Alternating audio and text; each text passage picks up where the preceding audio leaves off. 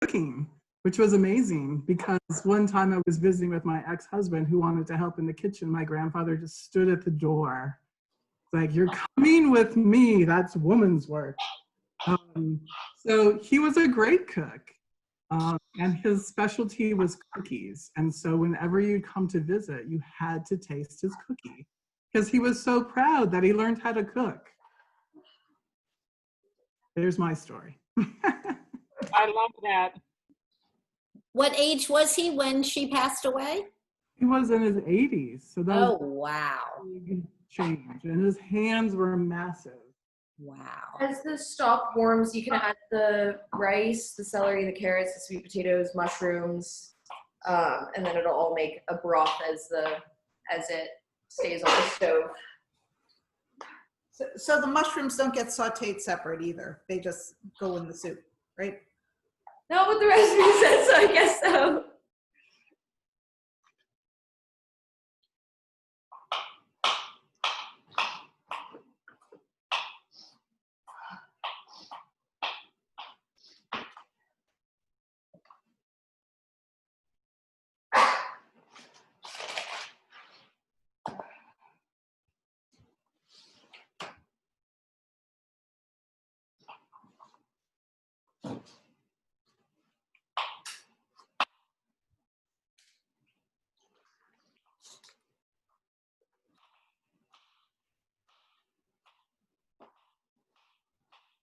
Mushrooms at the same time?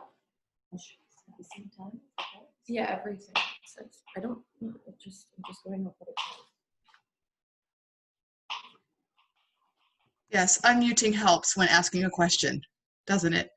Can I ask a question about the coconut milk? So if I only have 1 can of coconut milk and it called for 2, could I do a combination of 1 can of coconut milk and then 14 ounces of half and half? Or do you think I should keep it all or no, one or the other? I think it's okay. I think it should be fine because there's something about cream in the recipe, so I think it'll be fine. Yeah. I guess there's only one way to find out, right? Yeah. I'll let you know how that turned out. Okay, but if I had put in the comments that if you use vegetable broth, you can mark it vegan or vegetarian. So I guess if you're going to use the cream, then you know you're going to be vegetarian, not vegan. Okay, that makes sense. Yeah. Great. Okay, thank you. Sure.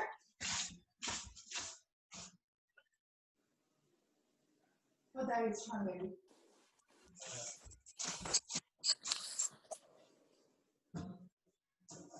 Great, because I have things left over from Thanksgiving that I'd like to get rid of.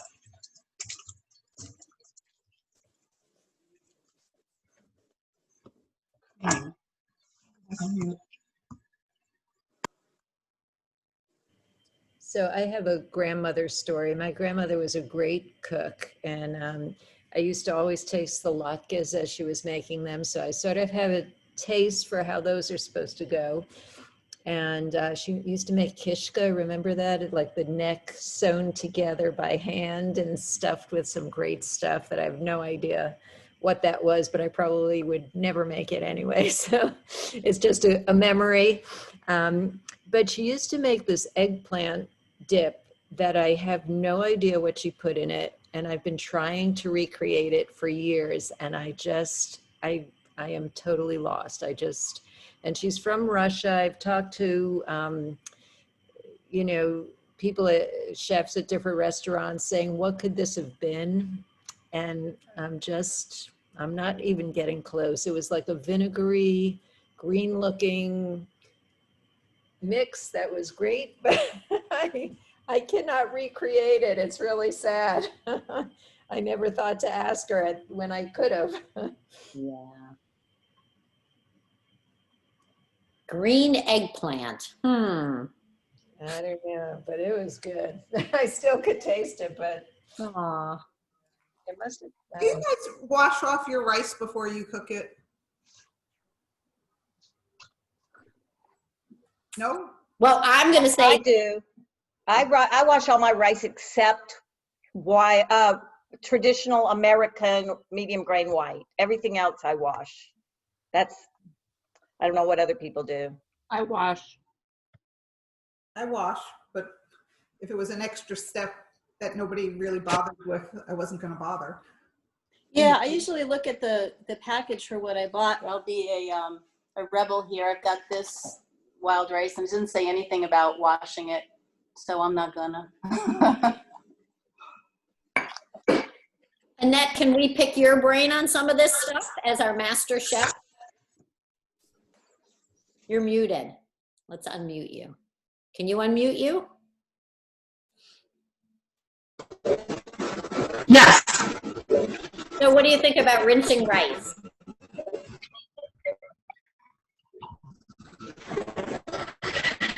I know it should be done, but so there's times I don't do it, so, but they do say it's like,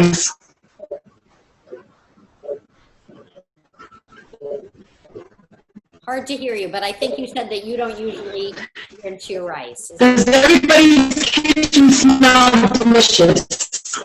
How does everybody's kitchen smell? Smells so good.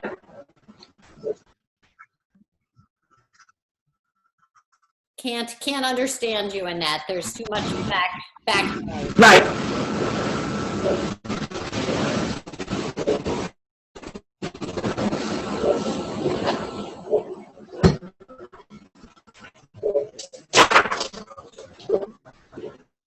Okay. Sorry. Deb, can you hear me?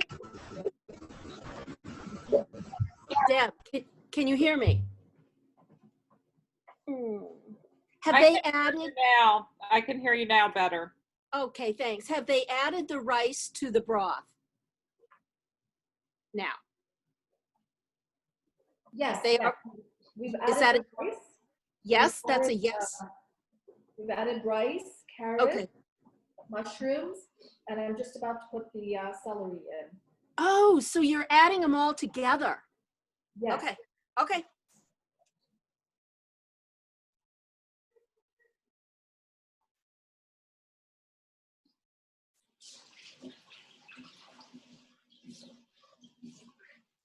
Hey, this is Sheila. Can you guys hear me? Yeah.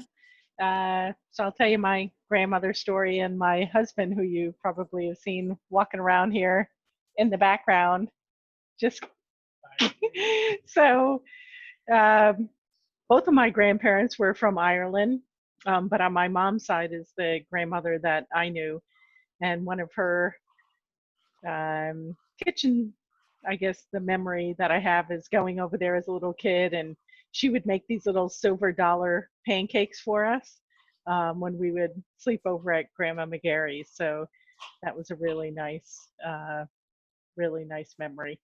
And then for my husband's grandmother, they would make this Norwegian flatbread called lefse. And I don't know. Roll it like a tortilla and cook it. You would roll it thin with a tortilla, and like a tortilla, and cook it on like a flat griddle, on a wood burning stove. That's his great grandmother's memory.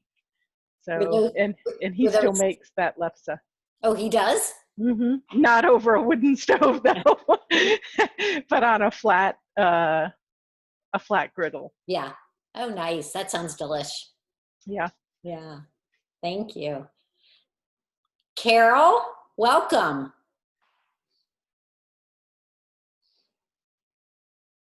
Can you unmute yourself?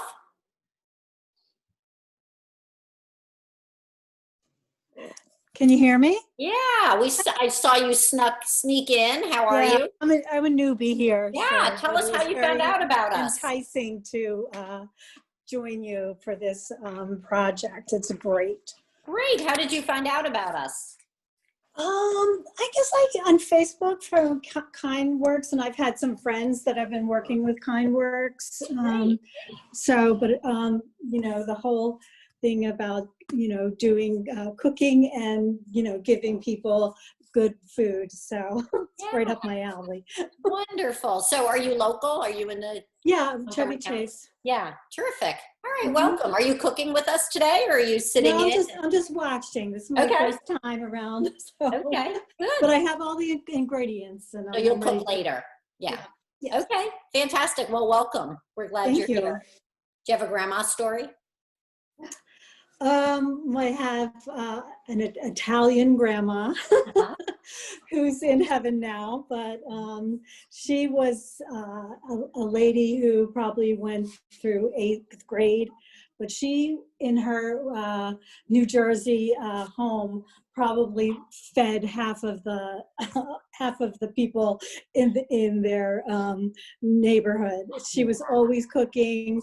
If anybody was sick, they got the soup, they got the Italian things in the Christmas time, or, so I just always adored her. And you're doing grandma's work today. Yes, I am. I'm following her. Great. Very nice.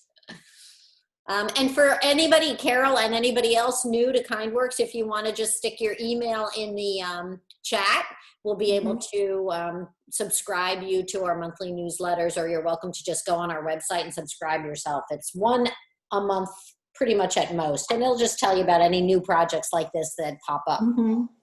Okay, thank you. You're welcome. Yeah, and feel free to invite any friends to this soup. The more the merrier. And really anywhere in the country or world, because what we're really asking for people to do is just make soup and share it, and if you're local, we can tell you places to deliver your soup locally, but you're also, we're thrilled to have everybody just give their soup away to people who might be able to, feel much better after having gotten a delicious gift from somebody, known or unknown. Can I ask the people who were on the cooking call last week, where did people share their soup, and what were people's reactions? Wait, before you do that. Yeah. Do you do the recipe seems to say the coconut milk goes in later. Does it go in now? Yeah, no, I haven't put any coconut milk in. I'm still chopping all the vegetables. Oh, good. To add the vegetables, and then it says to put the bay leaf and the Old Bay seasoning. So that's where I am. Just putting the last of the vegetables, and then I'll add the seasoning. Okay, so does anybody have a story? I'll tell you, one of the soups I gave away, I got an email from the recipient the next morning saying, A, that the soup was delicious, and that B, they are going to begin cooking weekly soups and giving them away as we did, because she was thrilled to have gotten her soup. That's nice. One of the ones I gave away. How about anybody else? Anybody have a story to share about any soup they gave away? Well, I took mine up to the Germantown Hub on Wednesday, and I wasn't sure.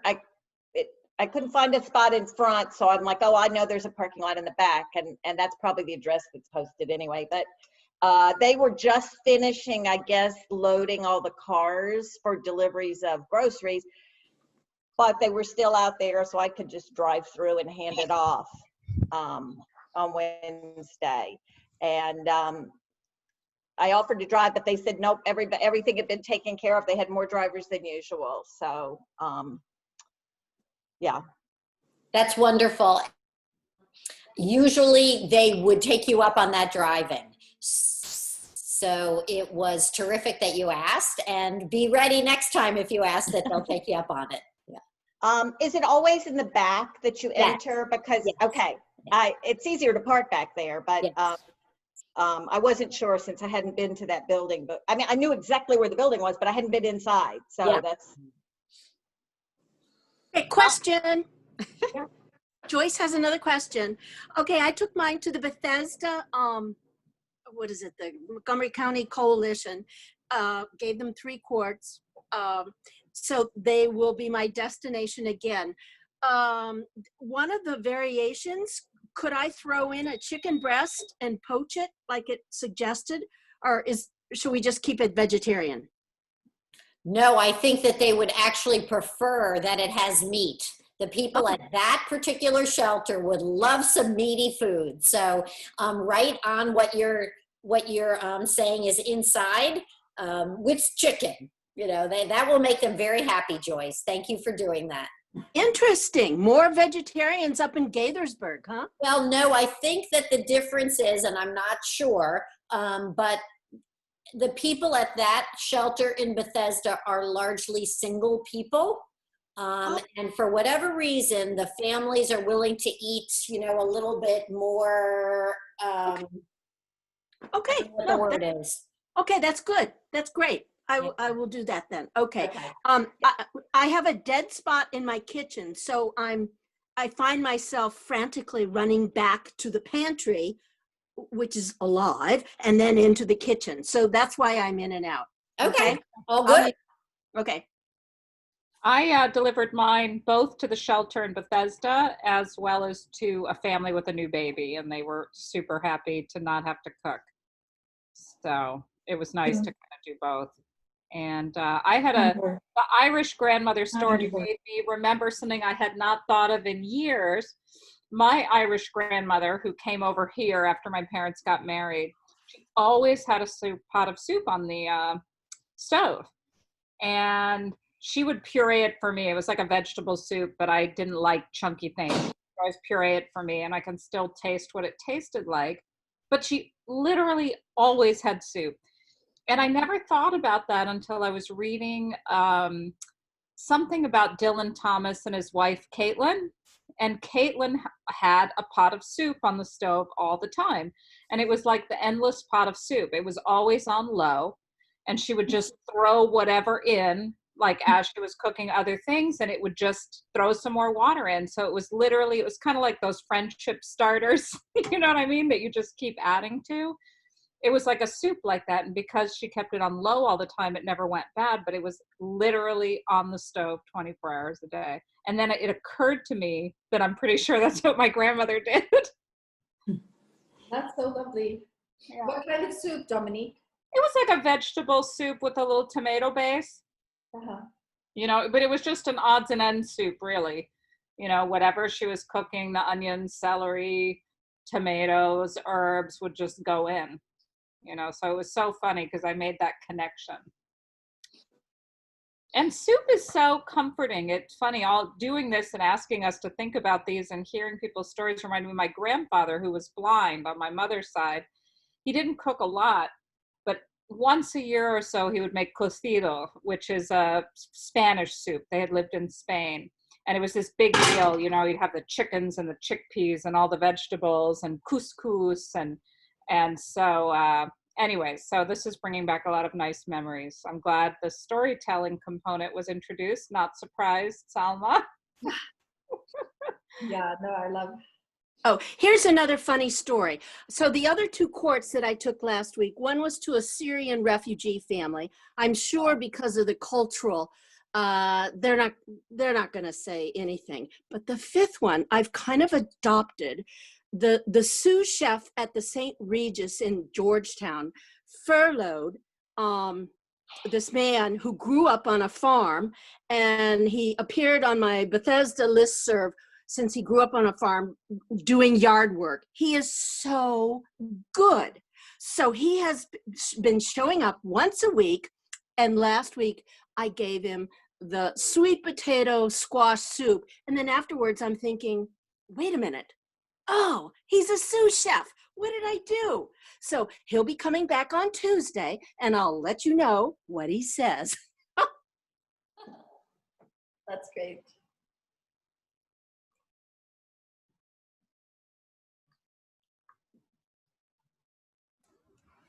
So I have a grandma, you know, cooking. It's not like a story, but just in terms of like the tips she gave.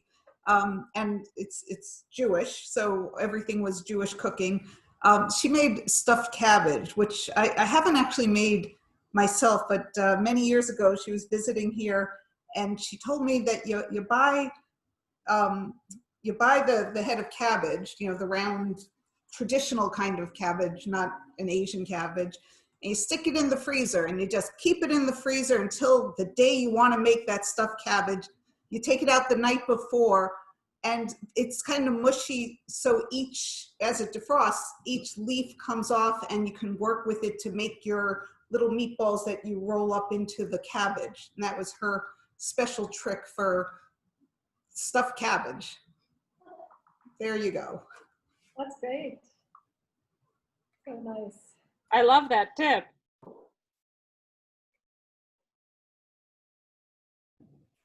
Excuse me, do we drop this off today?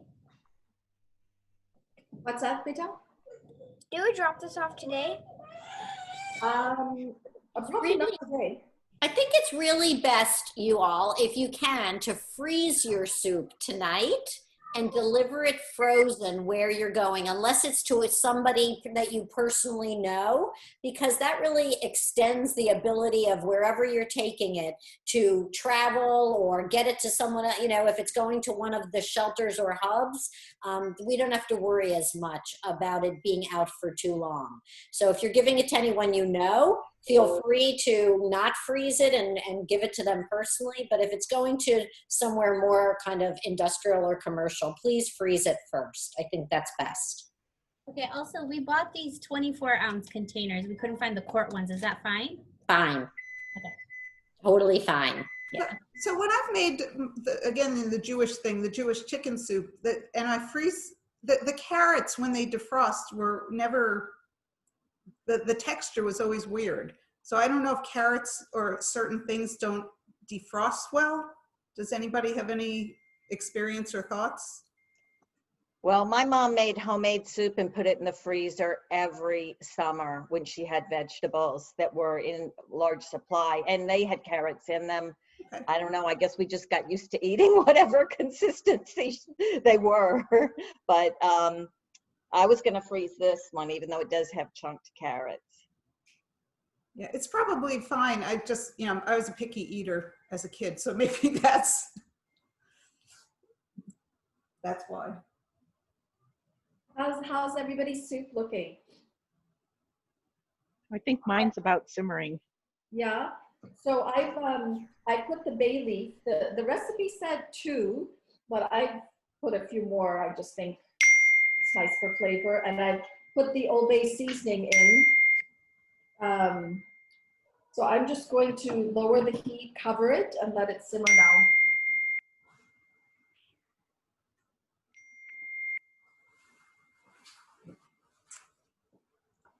I took probably about 30 soups up to the Germantown hub this week. About 4 or 5 of people who had cooked either with us or on their own dropped them off, and I brought them all up. And it was amazing. I mean, they were putting together boxes at that moment that were going to be picked up within the hour for driving around. And they just like made room in each of the boxes, and it was very exciting. Like, they were thrilled with this. And around my house, I got incredible feedback for like everybody loved it. So thank you. That's great. I love that picture of the soup nestled in the boxes. Yes. That was awesome. I mean, there's a little more comforting than soup. When you're sick, you have soup. When it's cold, you have soup. It's really a comfort food. So since this is my first time doing this, and I'm going to bring it up to that Black Rock Arts, is that what you refer to as the hub? Yes, okay. Do you just put the name of the soup on? I mean, I saw like the instructions, but like, is it important to note what exactly is in the soup in case people have allergies, or no? We would actually let you know if there's some of those common allergies contained in this soup, but I think in this one there isn't anything. Does anybody believe differently? We're looking for, you know, tree nuts and dairy and meat and I can't remember what the others, but in my looking through the list, all we need to wheat, right? I think all we really need to talk about is, I'd love you to have your first name and last initial, just so that if there's any question, we know who we want to call and say, hey, was there this and that or whatever. We'd love you to mark it with the date. We'd love you to put what the name of the soup is, and then if there's anything else important to share. So if you made it with vegetable broth, it's vegan or vegetarian, you know, based on what kind of cream or non-cream you used. If you use chicken broth, just leave it, you know, as is, because if it's not marked, it's not vegetarian. And we will, on certain recipes, mark things that are important to mark. Not this one, I don't think. So that's all you need. Yeah. I have a question for Saanya about the Old Bay. I'm just looking at the 3 tablespoons. When you made it last time, Saanya, was it a fairly spicy soup, or was it pretty mild? To be honest, I haven't made it before. Saanya has. So if you're worried about the spice level, then maybe just, go ahead, Deb. I made it earlier today. It was not spicy.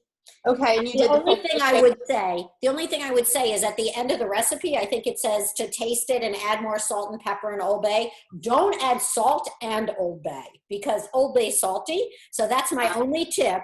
But no, it was not too spicy at all. Okay, thanks. Good to know. Deb, when you made it earlier, did you saute the vegetables first or just toss them? You know, I made it in the Instant Pot, so I didn't saute anything first. You just do it all at once, and that's why I didn't cook with you all today. I thought, because I wanted to try the Instant Pot. I did it according to the directions they gave for that. How'd it turn out? Delicious. Oh, good. Yeah. Have you made a lot in that Instapot? I've been really curious about the Instapot. I'm contemplating getting one, but have you had a lot of luck with that? So I've had luck, but I am not the great chef that I'm about to introduce you to, Kelly. Dominique, will you unmute and tell Kelly about the amazing things you've done? Okay. I'm like an Instant Pot proselytizer. You are? Let me. I was skeptical. I didn't want, I don't have a huge kitchen. I didn't want another appliance. Mm-hmm. And, like my bread machine that I used for a while, and then it sat there for 20 years, So my cousin got one, and he was really raving about it. And I was skeptical. And he was doing things like bringing over, meat like chicken or pork that he had done like for Mexican tacos and stuff. And it was like, that's good, but that's not something I'm going to cook a lot. So I'm still not interested. But then I was reading a little about it because he kept talking about it, and they were going away for the Christmas holiday. And I said, listen, can I borrow your Instant Pot and see if I like it and would really use it? And that way I know whether or not I want one. And what was the game changer for me for the Instant Pot was my grandmother, the same one with potato salad. She's from Haiti, and she makes a red beans dish. And you have to make it with dried beans. And I never cooked with dried beans. I'm just too impatient. I always use canned. And so I never made it, even though it was one of my favorite dishes. And so I read that in the Instant Pot, dried beans are great and it's fast. So I thought, okay, I'm going to try her pois rouge recipe. And I made it, and it came out just like hers. And I ordered one from Amazon immediately. And then I was reading about it, and I joined a couple Facebook groups, and I saw all these things that you could do with it. It's obviously amazing for any kind of stew. Within a short amount of time, you have that. Deb has an incredible Instant Pot tortilla soup recipe that I love. I also make a lot of beans in it. And this is weird because I kept seeing these recipes for pasta in the Instant Pot. And I'm like, ugh, why would you make pasta in the Instant Pot? And I actually rarely do it, but it is really good because what happens is you put in broth and your sauce, and as long as you time it right, it comes out al dente, but it absorbs the broth and the sauce. So it's much more flavorful than pasta that's been done. Oh. And you can also make fantastic risotto in the Instant Pot with no stirring. Oh. So really, you can do a ton in the Instant Pot, and I highly recommend it. So what's the difference between crock pot and pressure cooker and instant pot or pot, whatever you call it? Pots are slow cookers. So that's the kind you set in the morning Oh, and it crock takes pot. 6 hours. Yeah, That's what I call crock pot. exactly. Okay. The Okay. Instant Pot has that function, but because you can pressure cook meat, which normally you would do in the crock pot to make it softer and more stew-like, but you can do that, you know, start to finish, 15 minutes of prep, you know, 30 minutes in the Instant Pot, and it tastes like you cooked it all day. Oh.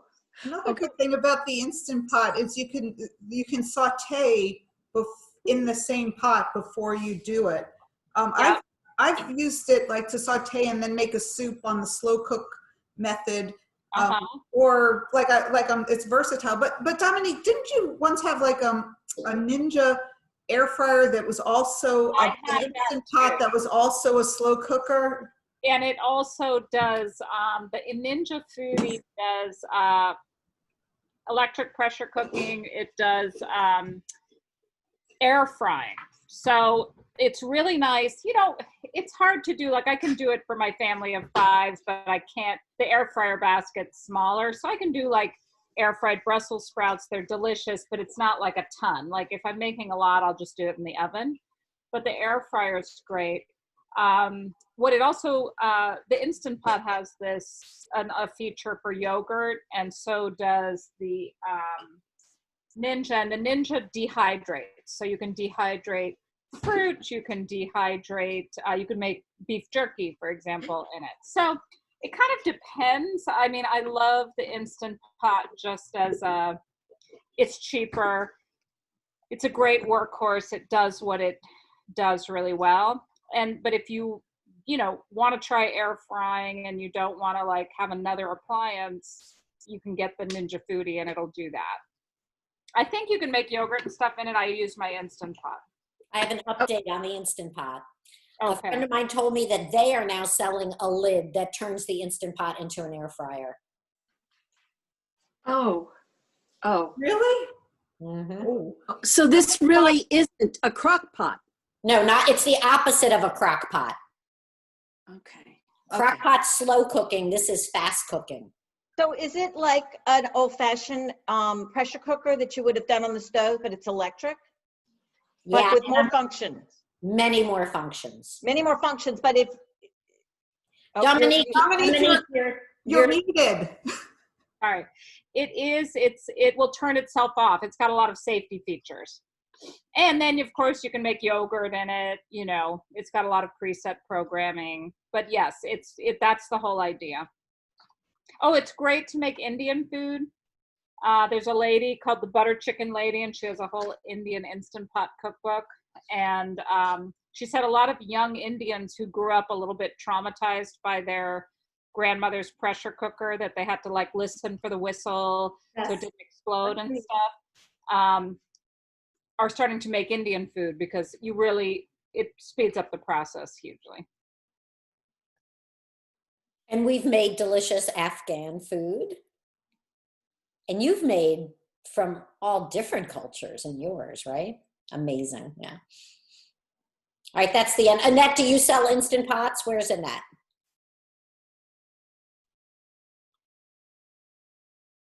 Oh, I think she. Okay. Can anyone recommend cookbooks for the crock pot? Dominique can. Wait till she comes back. She will. I do everything online, so I don't know. But Dominique, a cookbook for the Instant Pot? There's like the Indian Instant Pot's really great. I get a lot of my recipes online. There's somebody who has this Instant Pot Bible. I haven't used it, but people recommend it a lot. It's like does a lot of different types of food, like international foods, you know, basic American pasta. So that one I think is a pretty safe bet to kind of get a taste and see what you like. Okay, so sorry, ladies. I'm probably the oldest one in the group. If I own a crock pot, then I do not have to buy a Instant Pot. As long as you're happy with slow cooking, you don't need to. If you want it to be faster, you can buy an Instant Pot. Marketing. Okay, marketing. It's all about marketing. Okay. You guys can see Annette, she's holding up her Instant Pot that she sells. I think she can't unmute because of some issue, but yeah, that's what an Instant Pot looks like. Also, keep in mind with the Instant Pot, you know, it says it's 20 minutes, but it's like 15 minutes till it pressurizes and another 15 minutes or whatever to deep pressurize. So it's not that it's like that. I mean, it's still fast, but and it's not good, instant, but, you know? Yeah. And it's really not your Instant Pot.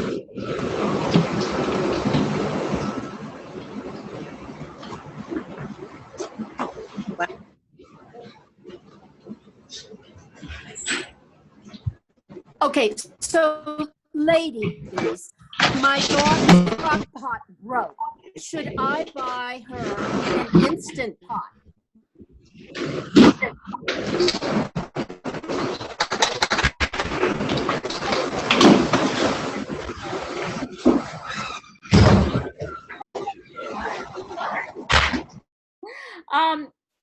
I would ask her, but you know, the Instant Pot can slow cook, but it can also fast cook. So it just depends. If she loves her slow cooker, she might want one. But I have a slow cooker and I almost never used it because I was never organized enough. For me, it's like get home from work. What am I going to cook? Oh my God, I only have, it's going to be so late, you know? And so Right. let's cook things that tasted like they cooked for hours in 45 minutes or an hour. Right. Okay. Thank you. No, that's good. I wonder if she's even heard of this. She's a physical therapist and she tried to cook her turkey in her crock pot, but the thing is like 20 years old and it's not working. So I'm so glad. Can I get this at Bed Bath & Beyond or online? Anywhere. So, and I just want to let you know, only it's hard for us to hear Annette speaking because there's noise in the background, but Annette is a pampered chef. What's the word? Consultant, a pampered chef consultant. And not only does she sell Instant Pots, but we were speaking last week about the mandolin. And there were, and the lemon, the implement that squeezes lemons and limes for your recipes. And I bet Pampered Chef has this, right, Annette? Thumbs up or thumbs down? And the mandolin. And there was one other thing that we were saying is such a helpful tool. So if anybody's looking for a Pampered Chef introduction, go on to the chat. And Annette Tracy is a Pampered Chef consultant. And Annette's joining us from New Jersey. Yes.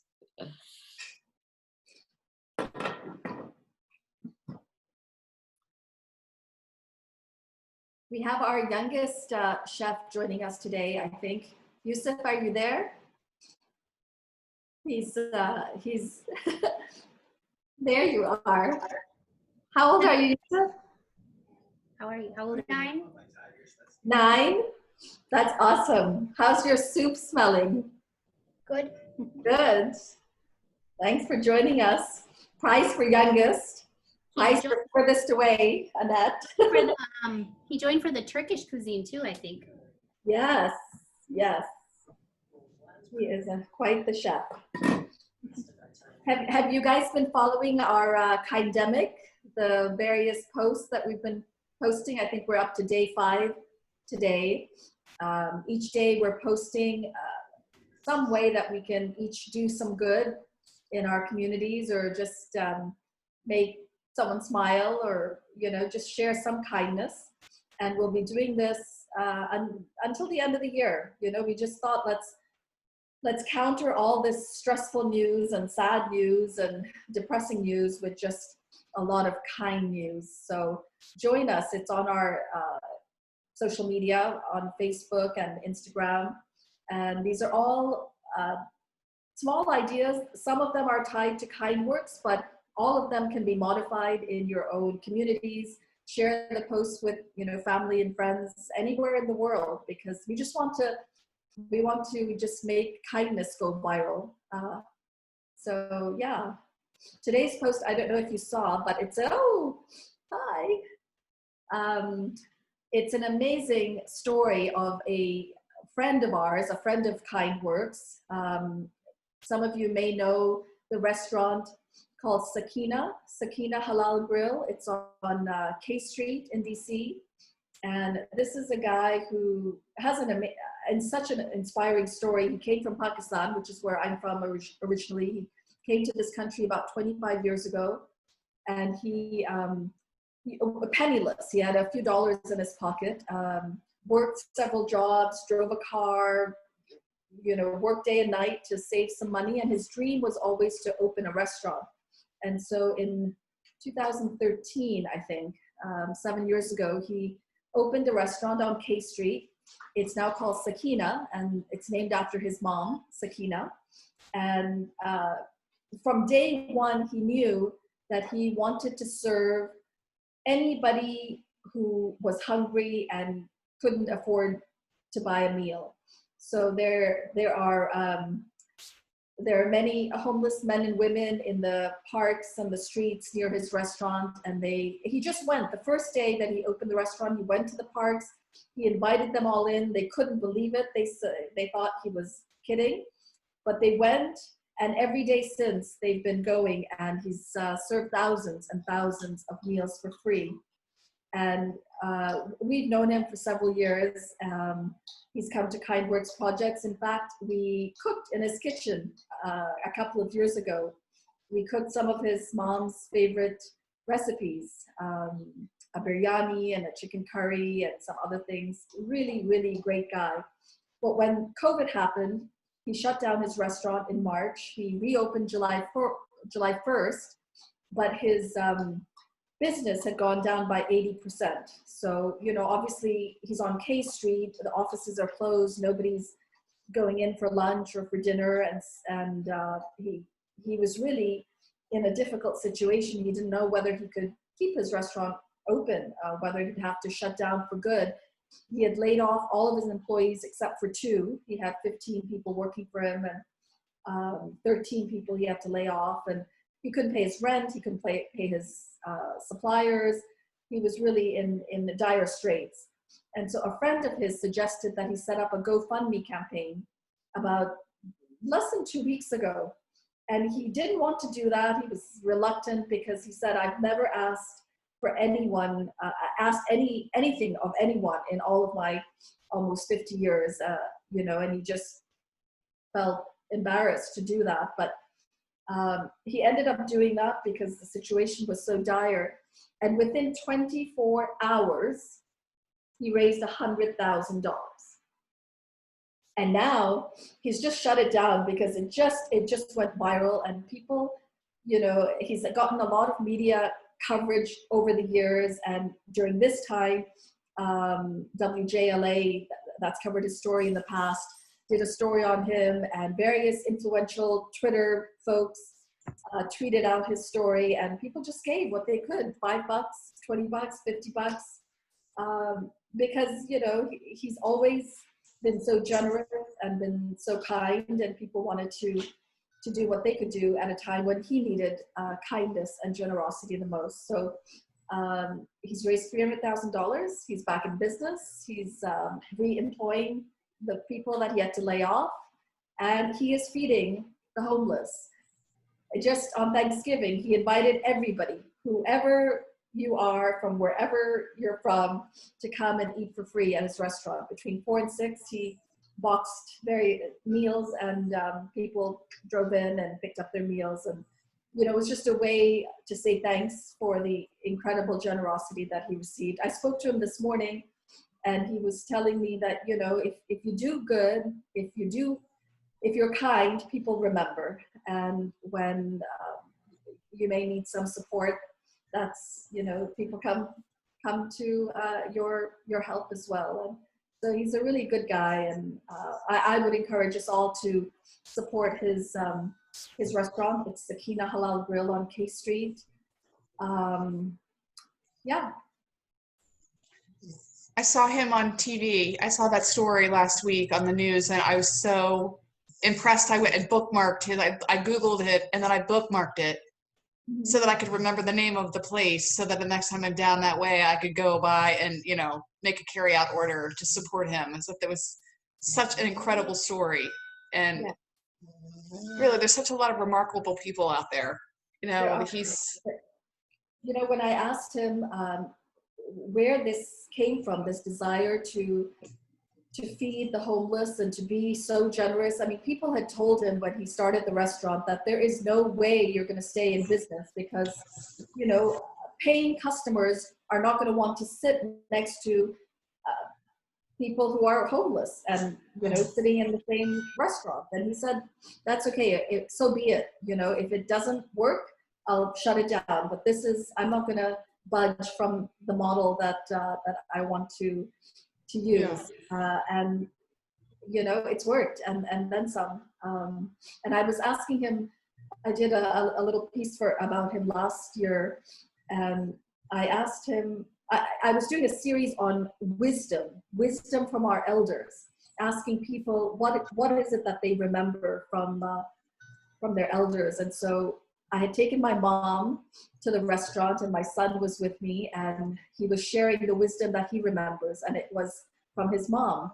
The restaurant is named after her. She passed away. She was 45, so quite young, of a heart attack. But he remembers when he was a young boy, growing up in a village. He had no electricity, no running water. He went to school under a tree. I mean, he grew up in a remote village in Pakistan. But he remembers, and they had very, very little. And his mom, whenever she'd make something, and it turned out great, she would tell Kazi, little boy Kazi, 10 or 12, to go and share, you know, take it to the neighbors. And he would get so upset that, you know, we don't have enough for ourselves, Mom. You know, how can we possibly share? And she said, no, you know, that's just what we do in our family. You know, whatever we have, we share. And of course, you know, he's remembered that lesson and is following it so beautifully in his mom's honor. And so, yeah, no, it's a really lovely story.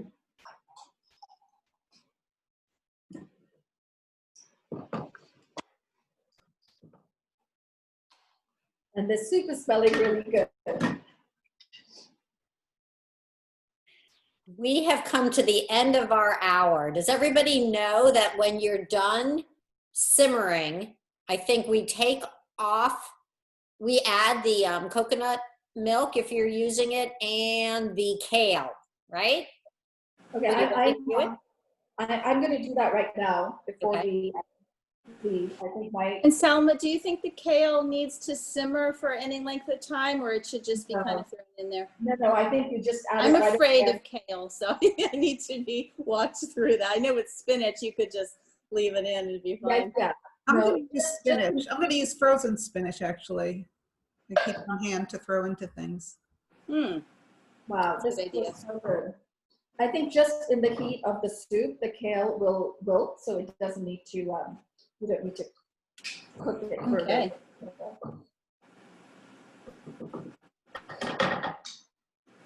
Do we know it's time to add the coconut milk if the rice is soft, or it doesn't really matter? You know, I just waited half an hour and put it in. If I'll taste it later, and if it needs to cook some more, I'll just leave it on for a little bit longer. But it seems to have all softened, the vegetables, and I'm sure the rice is cooked as well. But yeah, I think just try it and see if it needs a little more cooking or not. It looks lovely. Let's see. How? I can't. You got to pick up your, yeah. Can you see? Yes. Beautiful. That's great. Yeah. Yay. So so at the end, just, you know, taste for salt, pepper, seasoning, whatever else you know, as we said last time, soup is very forgiving. We just can go wrong. So just a note, everybody should remember to pull out your bay leaves. Yes. Oh, yeah. You know, before you freeze it. We do what? Pull out the bay leaves. All right. Yeah. Good point. All right, so next week we are cooking lentil and spinach, an Indian soup, and we hope to see all of you. In the meantime, have a wonderful week. Please send me an email with any pictures or stories of how you shared your soup and how you liked the soup that you made, and we will be thrilled to join you again next week and make some more soup. Thanks, Deb. Thank you, Salma and Sonia. So much, Saanya, and thank you for the stories, everybody. That was great. It was really nice. Yes, thank you. Thank you so much. Bye, everyone. Bye. Bye. Bye. Thank you. Bye, Amina. Bye. Hey. Hey. Okay. Flowers coming. So cute. Uh-oh. So cute. Hi, cutie.